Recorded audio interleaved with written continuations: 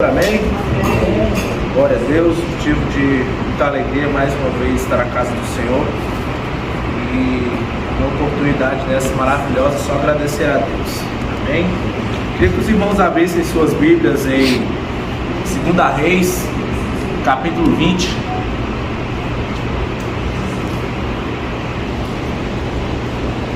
Vamos ler do versículo 1 ao versículo 6.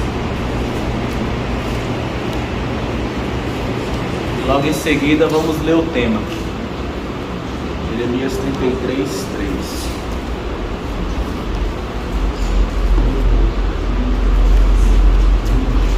Glória a Deus. Eu vou estar lendo por conta das diferenças de tradução. Eu queria que os irmãos meditassem. Diz assim: naqueles dias adoeceu Ezequias de morte, e o profeta Isaías, filho de Amós, veio a ele e lhe disse: assim diz o Senhor, ordena a tua casa, porque morrerás e não viverás. Então virou o rosto para a parede e orou ao Senhor, dizendo: ah, Senhor, se servido de te lembrar de que andei diante de ti em verdade e com coração perfeito, e fiz o que era reto aos teus olhos. E chorou Ezequias muitíssimo. Sucedeu, pois, que não havendo Isaías ainda saído do meio do pátio, veio a ele a palavra do Senhor, dizendo: volta e dize a Ezequias, chefe do meu povo: assim diz o Senhor, Deus de Davi, teu pai: ouvi a tua oração e vi as tuas lágrimas. Eis que eu te sararei, ao terceiro dia subirás à casa do Senhor. E acrescentarei aos teus dias 15 anos, e das mãos do rei da Síria te livrarei, a ti e a essa cidade. E ampararei essa cidade por amor de mim e por amor de Davi, meu servo. Amém? Vamos ler o tema. Jeremias 33, 3. Vou estar lendo aqui. Clama a mim e responder-te-ei, e anunciar-te-ei coisas grandes e firmes que não sabes. Amém? Os irmãos podem assentar.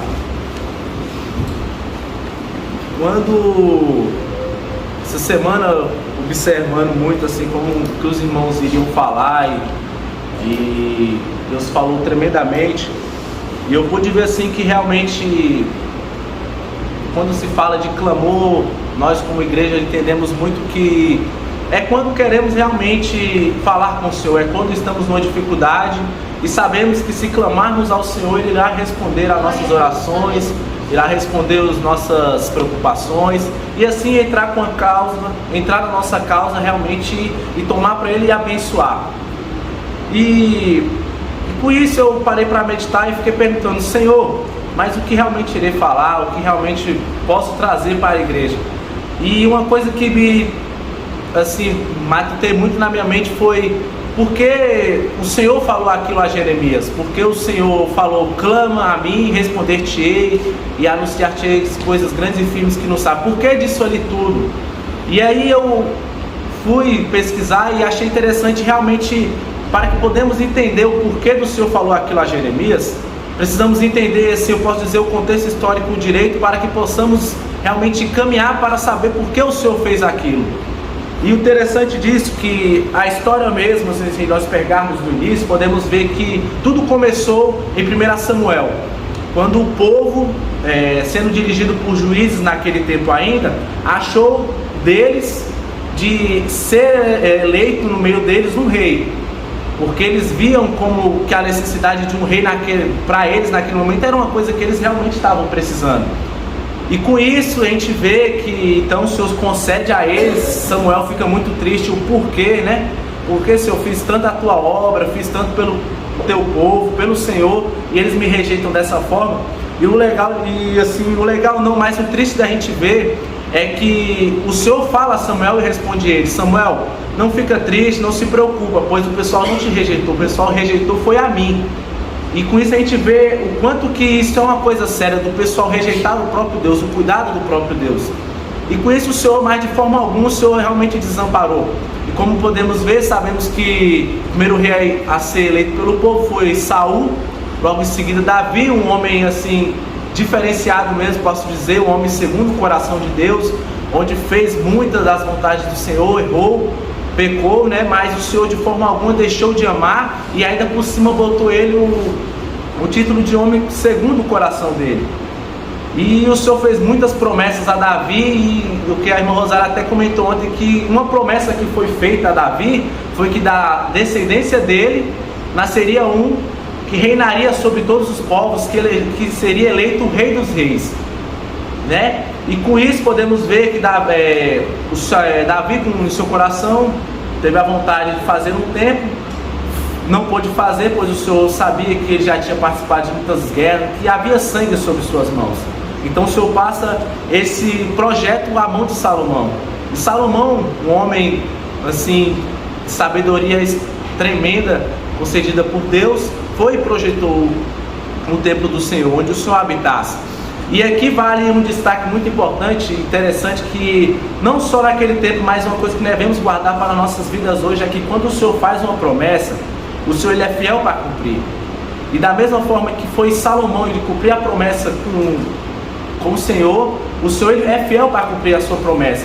E quando Salomão ele termina o templo, aí no capítulo 7, versículo 14, que é o mais conhecido, né, que fala que se o meu povo se chama pelo meu nome, se humilhar e orar e se converter dos seus maus caminhos, eu ouvirei dos céus, perdoarei os seus pecados e sararei a sua terra. Esse mesmo Deus que pede, que clame, que em Jeremias fale, clame a mim, que eu vou te responder, clame a mim, busque a mim, é o mesmo Deus que fez a promessa a Salomão naquele tempo, que se o povo se voltasse, realmente reconhecesse os seus erros, a necessidade de buscar um Deus que cuidasse deles, ali sim o Senhor se faria presente, ouviria dos céus e perdoaria os pecados deles. O Senhor mostraria coisas grandes e firmes que a gente não pode nem imaginar, mas é o que o Senhor tem para as nossas vidas. E com isso a gente pode ver no que Salomão, por toda a sabedoria que ele tinha, Salomão acabou errando, errou muito, e por consequência disso, houve a divisão dos reinos, houve a divisão do reino de Israel. E quando o Senhor prometeu que Israel seria um reino muito grande, por conta do pecado, por conta da falha, esse reino acabou sendo dividido em dois. E com isso a gente vai vendo, vai reconhecendo que reis foram surgindo ao todo. No reino do norte e reino do sul foram 20 reis, mas só no reino do sul, que é onde os reis de Judá ali dominavam, que realmente só a descendência de Davi reinava, era onde o povo realmente, mesmo errando, eles ainda tinham para ele que deveriam temer ao Senhor. O povo de Israel, o reino de Israel foi um pessoal que, dos 20 reis que reinaram, nenhum deles seguiram os preceitos do Senhor.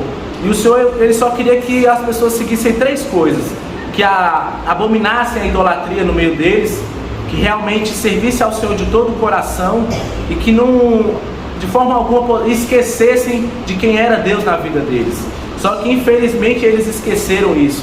Mas o povo de Judá, aquele reino de Judá, eles, mesmo com muitos reis, 20 reis também que passaram, 12 infelizmente não tiveram esse apego com o Senhor, mas 8 tiveram isso. E é onde a gente pode chegar agora em 2 Reis, que fala sobre o rei Ezequias, um homem assim diferente, que a Bíblia relata que antes dele e depois dele nunca houve igual a ele, porque foi um homem que realmente procurou sim estar nos preceitos do Senhor, que foi um homem que procurou andar nos caminhos do Senhor.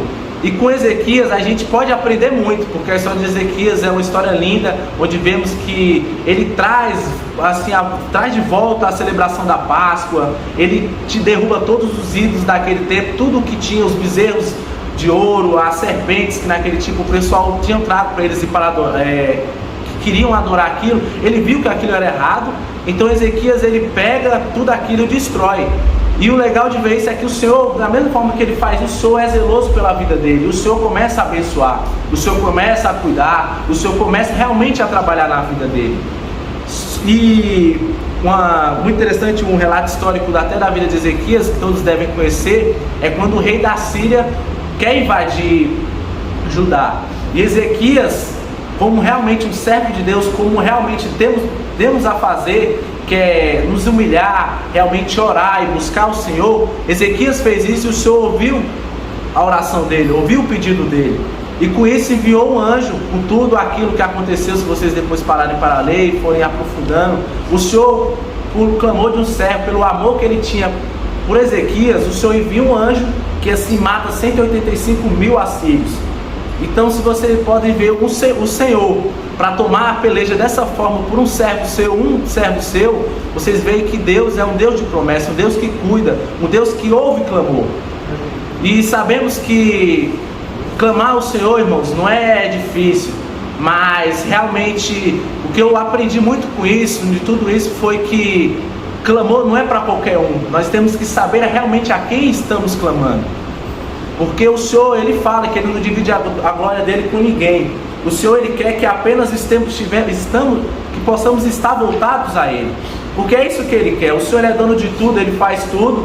E aí nós somos falhos, somos seres humanos, somos imperfeitos, falhamos mais do que tudo. Mas o Senhor mesmo assim, Ele quer a nossa adoração. Ele quer a nossa atenção. Ele quer que possamos realmente estar no centro da vontade dEle. Uma coisa que eu achei interessante, realmente eu guardei muito para mim, foi quando o pastor Farias pregou no culto de quarta-feira, o culto da vitória, e realmente da pessoa estar no centro da vontade de Deus faz a diferença. Se você, não sei se você já parou para se perguntar, realmente você está no centro da vontade de Deus? Porque de tudo que eu falei aqui, de todo aquele projeto, de quando o pessoal decidiu realmente que elegesse um rei para eles, até o povo de Deus ser levado em cativo à Babilônia, tudo isso ali estava nos projetos do Senhor. Tudo isso ali o Senhor poderia mudar, mas o Senhor, Ele só queria que as pessoas realmente reconhecessem os pecados deles e os erros dele, porque foi tudo o pecado. O pecado foi a principal causa, desde o início até aqui, de realmente nos afastarmos de Deus. Mas pela graça de Jesus, que saiu do seu trono, por amor de nós, Ele veio, se sacrificou como um cordeiro, sem mácula, sem pecado nenhum, suportando todas as dores, para que possamos, que hora que realmente essa noite nós estivéssemos aqui adorando ao Senhor. Glória a Deus. E já encaminhando para finalizar, eu vejo que Ezequias, mesmo com tudo isso, sendo considerado um homem temente ao Senhor, foi por causa dele que o povo foi levado em cativeiro. Porque podemos ver depois dele ser curado de sua doença de morte, já ele clamar ao Senhor, o Senhor concederá a ele mais 15 anos de vida e tudo, ele tinha tudo, mas por falta realmente de atenção, por falta realmente de, que eu posso dizer, do que ele realmente precisava naquele momento, era de prestar atenção, realmente saber se aquilo era a vontade de Deus.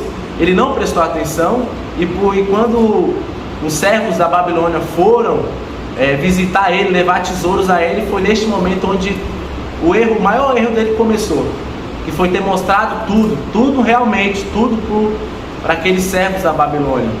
E eu trago isso para nós, igreja, porque quando clamamos ao Senhor, quando buscamos ao Senhor, quando realmente temos uma causa que é nossa, essa causa nossa nós temos que apresentar somente ao Senhor. Tem certas coisas que sim, nós temos que contar com os irmãos, precisamos sim da ajuda dos nossos irmãos, porque é para isso que estamos aqui, é para isso que os pastores estão aqui, que possamos contar com eles. Mas tem coisa que se você tem que contar só com o Senhor, você tem que contar só para Deus, porque é o Senhor que vai estar com providência na hora certa, é o Senhor sabe com o que Ele vai responder, o que Ele vai enviar, porque como Ezequias, ele falou demais, ele falou o que não era devido, e por conta disso o Senhor usa Isaías mais uma vez dizendo que os dias estavam contados sobre aquele povo, que viria grande ira do Senhor, que viria grandes coisas sobre o povo de Deus naquele tempo.